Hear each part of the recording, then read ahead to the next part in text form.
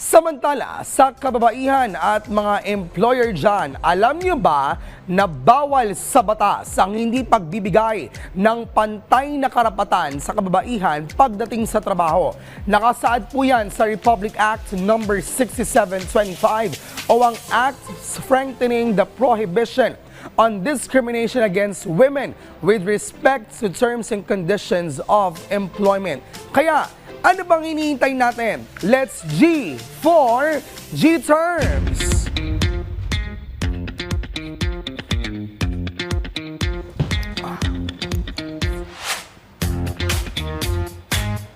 Ang RA 6725 na naisabatas noong May 12, 1989, nag-amyenda sa Article 135 ng Labor Code upang gawing iligal ang diskriminasyon laban sa babaeng empleyado dahil lamang sa kanyang kasarian.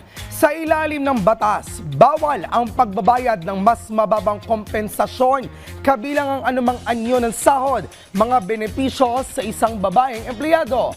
Dapat ang compensation pantay sa ibinibigay sa isang lalaking empleyado kung pareho ang trabaho at talaga ng serbisyo na kanilang ginagawa. Bawal ang pagpabor sa isang lalaking empleyado kaysa sa isang babaeng empleyado sa mga bagay na may kinalaman sa promotion, mga pagkakataon sa pagsasanay o yung training, pag-aaral at scholarship grants dahil lamang sa kanilang kasarian.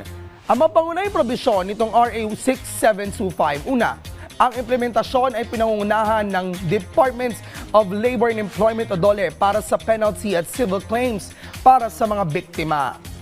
Sa pagdaan ng panahon, naging bahagi ng RA 6725 na mas malawak na kampanya para sa gender equity sa trabaho sa Pilipinas. Bagamat merong dagumpay, patuloy ang hamon sa ganap ng pagpapatupad dito, gaya ng kakulangan sa awareness at enforcement.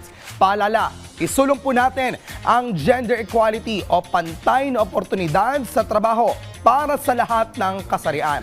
I-practice din po ang equal work for equal value. Ibig sabihin, ang babae at lalaki na gumagawa ng kapantay na trabaho ay dapat pantay ang sahod. Sa bawat opisina, kumpanya at institusyon, dapat may malinaw na polisiya laban sa diskriminasyon. Tandaan po natin, sa pagsunod natin sa RA 6725, hindi lamang karapatan ng babae ang ma-recognize, pati na ang kanilang kakayahan at galing sa bawat gawain.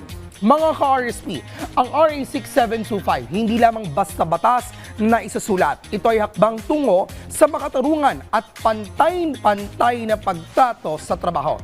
Alamin, ipatupad at ipaglaban natin ang karapatan sa trabaho ng kababaihan. Yan po muna ang ating napag-usapan dito pa rin sa G-Terms.